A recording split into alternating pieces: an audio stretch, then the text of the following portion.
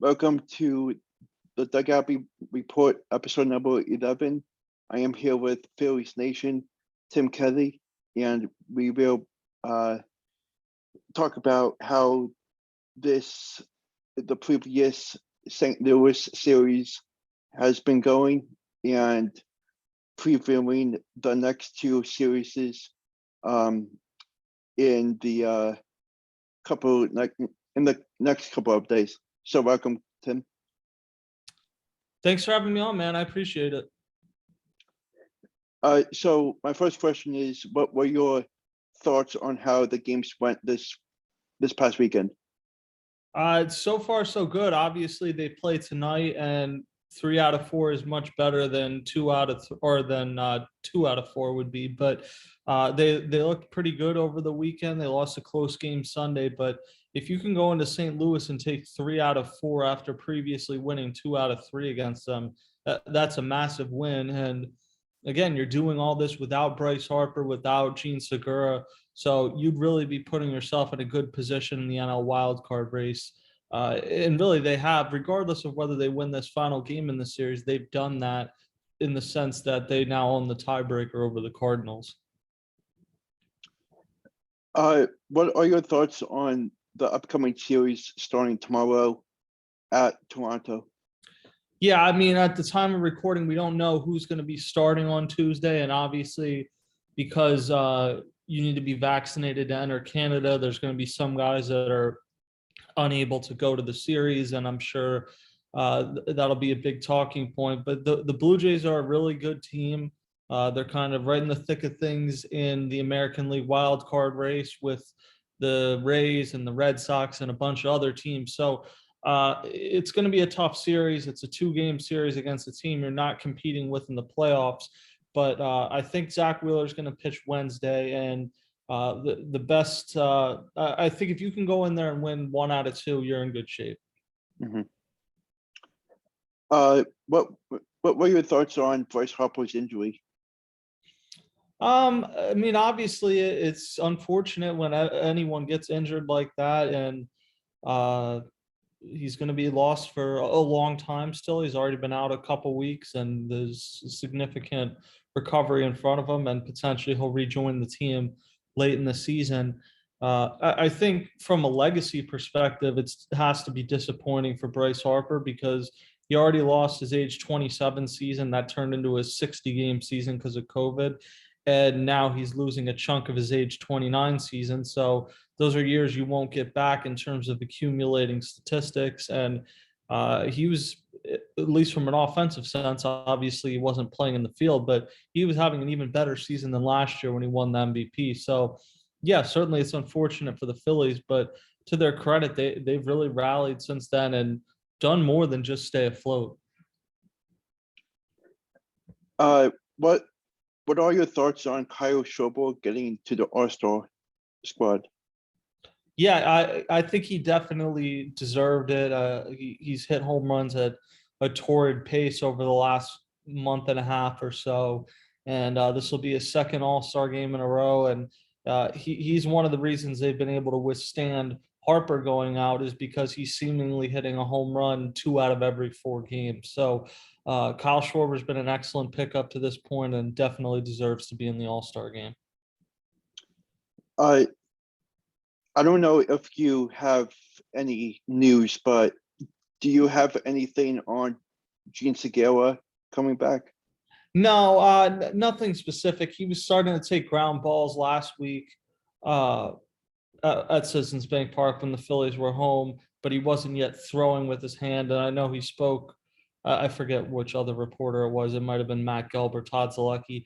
He spoke to one of them a little bit more extensively and said he's hoping to kind of beat the 10 to 12 week timetable they originally gave him when he had the surgery, which would have put him around early September for returning. So it certainly seems like his recovery is going well. And obviously, whenever they can get him back into the lineup, that'll be huge. What are your thoughts on Zach Wheeler not getting nominated? Yeah, I think it's a mistake. Aaron Nola was a little bit more of a fringe case, but Zach Wheeler to me unquestionably has been one of the 5 best pitchers in the National League this season. So yeah, it was a mistake, and it just kind of speaks to a lot of the flaws with the All-Star game. That, I mean, obviously Clayton Kershaw is an all-time great, but he's certainly, and I get the All-Star games in LA, but he's certainly not having a better season than Zach Wheeler.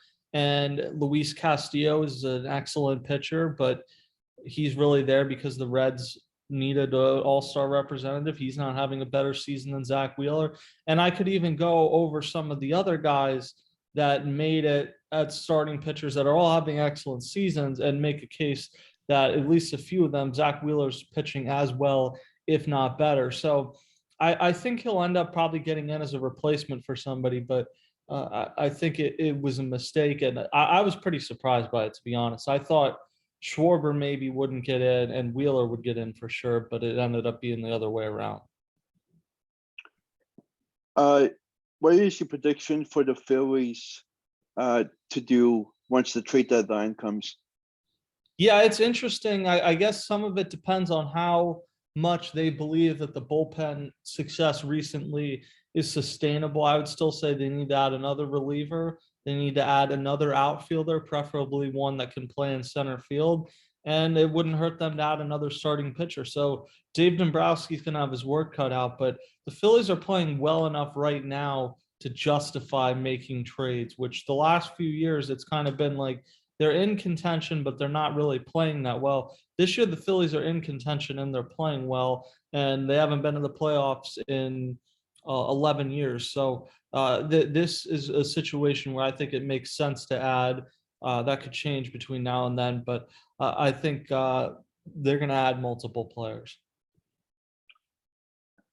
My next question is, what are your thoughts on the Atlanta Braves series towards the end of the month? Sorry, which series? The Braves. Oh, obviously it's huge. The Braves play the Mets this week, so but by the end of the month, the Braves could potentially be at the top of the NL East or very close to it, and certainly the Braves and the Mets, one of them isn't going to win the division and is going to become one of the wild card favorites, and it wouldn't hurt the Phillies to leapfrog at least one of those teams. So I don't think the Phillies are going to end up winning the NL East, but to win one of the wild card positions, they may need to get to second in the NL East. So certainly it would be huge if you're able to have a big series against the Braves, a team that you obviously have struggled with, and a team that seems to kind of in August and September just figure it out and knows how to win, and the Phillies have to prove that. My last second to last question is, what are your thoughts on the rest of the division? It's turned into a very good division. Obviously, the Nationals are terrible, but the Marlins have been competitive recently. Sandy Alcantara is the Cy Young winner at this point in the NL, in my opinion. And then the Braves and the Mets are two teams that are legitimate World Series contenders. And the Phillies kind of fall somewhere in between where the Marlins are and where the Braves and the Mets are right now. So it's turned into a pretty good division from what a few years ago maybe wasn't that. But yeah, you have three teams that could potentially go to the playoffs, and a fourth in the Marlins that is a tough out for sure. My last question is, what are your thoughts on this year's MLB draft, and who do you see the Phillies grabbing? Yeah, I haven't dug too deep into it, but I am interested in a few of the arms that are potentially out there. And Kumar Rocker's interesting, Dylan Lesko's interesting. So I would lean almost every year towards taking a pitcher, but certainly other positions will be considered. I feel like they'll end up with a pitcher again, but we'll have to wait and see. It's the draft is obviously later this year than it has been in the past. So that kind of complicates things, that it's so close to the trade deadline and there's just so much going on. I wonder if it'll get the same focus, but it's definitely going to be interesting to see where the Phillies go in the draft this year, because obviously improving the farm system has been one of the top directives in the organization. It's going to be very interesting once the time comes. which is next weekend. And I wanted to thank you for coming on, and go Phillies. Thanks for having me on, man. I really appreciate it. Thank you.